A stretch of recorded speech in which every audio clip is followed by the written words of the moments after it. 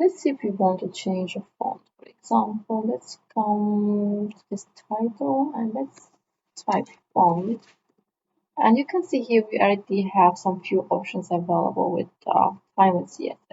So you have song, you have serif, you have mono. But let's say if you want to have your own font, a custom font.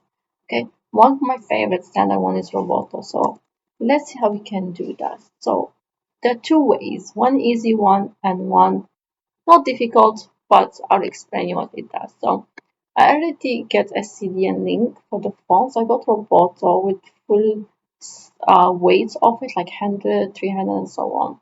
So the easy one is you go inside the base, the user to be added previously as a layer, and we're extending it right of Tailwind. And we can do body, and we do font family, and we can say Roboto, right?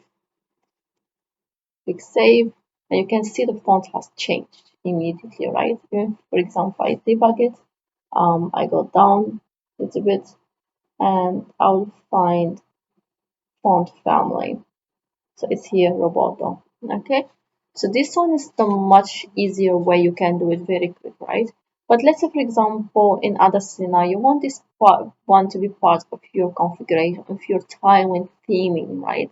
So it doesn't get lost or something get missed at some point, right? You want whatever you do, that's the font you want to have. Maybe sometimes you want to add more options, right? So the other way you can do is we remove this from here and we go to our Tailwind configuration. And inside the theme here, before we already did few other things, now we're going to insert extend. So we're extending some existing functionality, right? So we will come here and we'll say font family, okay? And then in here, we will say song, and then we say it's an array, and I want Roboto, okay, to be here. And I want also the other the default ones to be there as well. I don't want to override them. I just want to add an extra one. So to do that, we do const. We have to import the default theme require Tailwind